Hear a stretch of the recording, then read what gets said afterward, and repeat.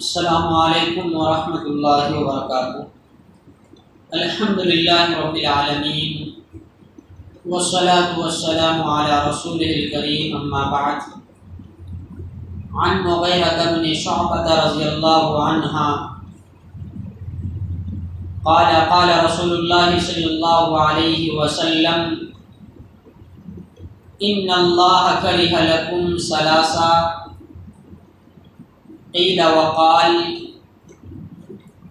وإضاعة المال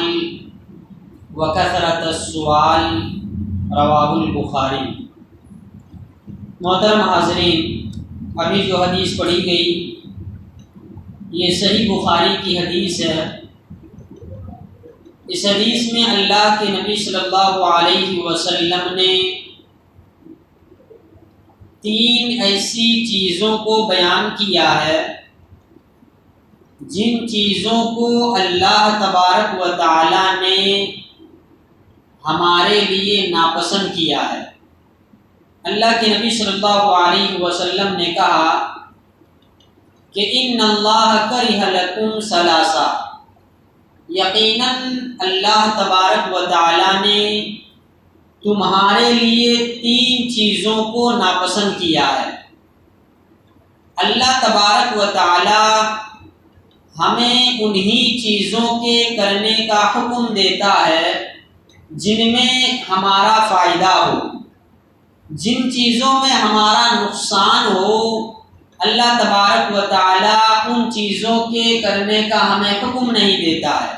بلکہ اللہ تعالیٰ ان چیزوں کو ناپسند کرتا ہے جو چیزیں ہمیں نقصان پہنچانے والی ہیں۔ تو اللہ کے نبی صلی اللہ علیہ وسلم نے کہا کہ اللہ تعالیٰ نے تمہارے لیے تین چیزوں کو ناپسند کیا ہے۔ سب سے پہلی چیز اللہ کے نبی صلی اللہ علیہ وسلم نے کہا کہ قیل وقال، غیر ضروری باتوں کو اللہ تعالیٰ نے ناپسند کیا ہے تمہارے لیے۔ ایسی باتیں جن میں نہ دنیاوی کوئی فائدہ ہو نہ اخروی فائدہ ہو،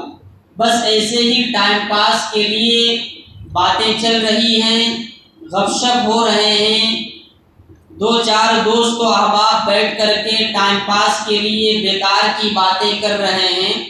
ایسی باتوں کو اللہ تعالیٰ نے ہمارے لیے ناپسند کیا ہے۔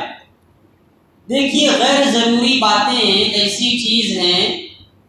کہ یہ وہ گناہ ہے جس گناہ سے ایک انسان جہنم میں داخل ہو سکتا ہے۔ جب جنتی جہنمیوں سے سوال کریں گے کہ اے جہنمیوں، تم کیوں جہنم میں آئے ہو، تو جہنمی اپنے بہت سارے وجوہات بیان کریں گے جہنم میں آنے کی۔ ان میں سے ایک وجہ وہ یہ بیان کریں گے کہ وَكُنَّا نَخُوضُ مَعَ الْخَائِضِينَ، ہم دنیا میں بیکار کی باتیں کرنے والوں کے ساتھ تھے، جو بیکار کی باتیں کرتے تھے، ہوٹلوں میں بیٹھ کے، گھروں میں بیٹھ کے،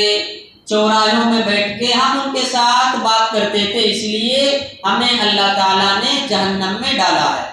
تو بیکار کی بات یہ ہم معمولی گناہ سمجھتے ہیں، یہ بہت بڑا گناہ ہے، اور ایسا گناہ ہے جو ایک انسان کو جہنم تک لے جا سکتا ہے۔ دوسری چیز ہے، اللہ کے نبی صلی اللہ علیہ وسلم نے کہا کہ وَإِضَاعَةَ الْمَالِ، اللہ تعالیٰ نے تمہارے لیے مال کو ضائع کرنے کو ناپسند کیا ہے۔ تم مال کو ضائع کرو، اس چیز کو اللہ نے ناپسند کیا ہے۔ مال کو ضائع کرنے میں بہت ساری باتیں آ سکتی ہیں۔ مال میں صرف روپیہ پیسہ ہی داخل نہیں ہے۔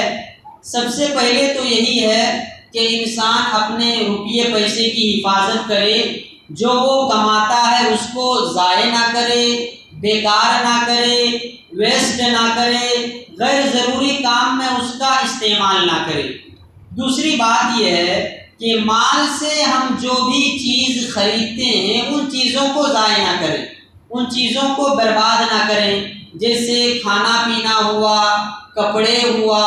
اسی طریقے سے گاڑی وغیرہ ہوا، یہ ساری چیزیں آ جاتی ہیں مال کے ضائع کرنے میں۔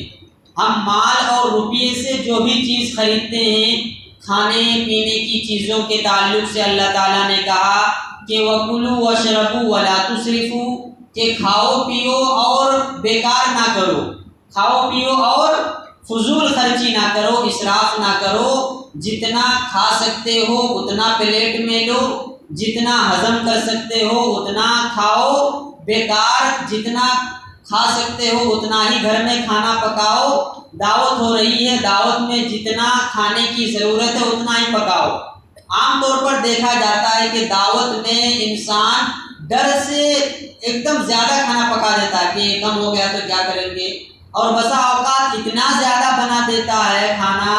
کہ دیکھ دیکھ اس کو ضائع کرنے پڑتے ہیں، بیکار ہو جاتے ہیں کھانے۔ تو ہمیں اس کا پہلے ہی حساب لگا لینا چاہیے کہ کتنا خرچ ہونے والا ہے، اسی حساب سے کھانا دعوت وغیرہ میں بنانا چاہیے۔ گھر کا بھی وہی مسئلہ ہے، گھر میں جتنے کھانے کی ضرورت ہو اتنا ہی کھانا پکائیں، بیکار کے زیادہ کھانا پکا کر کے رات میں زیادہ کھانا پکائے ویسٹ ہو گیا صبح پھینک دینا، یہ صحیح چیز نہیں ہے، یہ مال کے ضائع کرنے میں داخل ہے۔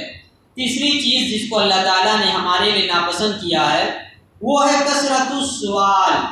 غیر ضروری سوال کرنا، ایسے سوالات کرنا جن سوالات سے ہمیں کوئی فائدہ نہیں ہے، جن سوالات کا تعلق ہمارے کسی عمل سے نہیں ہے، ہمیں ان چیزوں کے سوال سے نہ ہمارا کوئی دنیا میں فائدہ ہے اور نہ آخرت میں فائدہ ہے، ایسے سوال سے بھی اللہ تعالیٰ نے ہمیں روکا ہے اور ناپسند کیا ہے کہ انسان غیر ضروری سوال کرے، جن چیزوں کا سوال کرنے سے انسان کو کوئی فائدہ نہیں وہ سوال کرے۔ جیسے مثال کے طور پر اللہ تبارک و تعالیٰ نے جب آدم علیہ السلام اور حوا کو جنت میں بسایا اور انہیں ایک درخت کے قریب جانے سے منع کیا، اس درخت کا پھل کھانے سے منع کیا، اب وہ درخت کون سا ہے اس کا ذکر نہ قرآن میں ہے اور نہ حدیث میں ہے۔ اب ایک آدمی مولوی صاحب کے پیچھے پڑ گیا، مولوی صاحب وہ کون سا درخت ہے تمہیں بتانا، وہ کون سا درخت ہے بھائی، وہ کون سا درخت ہے معلوم کر کے کیا کرتی، وہ ہمارے عمل کا کام ہے کیا؟ اللہ تعالیٰ نے ایک درخت سے کے قریب جانے سے منع کیا ہے، بس اس کا وہ کون سا درخت ہے صراحت کے ساتھ قرآن حدیث میں نہیں ہے، تو ہمیں اس درخت سے کوئی لینا دینا بھی نہیں ہے، اس درخت کا نام معلوم نہیں ہوگا تو ہمارا نہ دنیا میں کوئی نقصان ہوگا نہ آخرت میں نقصان ہوگا۔ تو یہ ہے غیر ضروری سوالات، جن سوالات سے نہ ہمیں دینی طور پر کوئی فائدہ پہنچ رہا ہے اور نہ دنیاوی طور پر کوئی فائدہ پہنچ رہا ہے، ایسے سوالات سے ہمیں بچنا چاہیے۔ دعا ہے رب العالمین سے کہ اللہ سبحانہ و تعالی ہمیں کہی سنی بات پر عمل کی توفیق عطا فرمائے، آمین۔ السلام علیکم ورحمۃ اللہ وبرکاتہ۔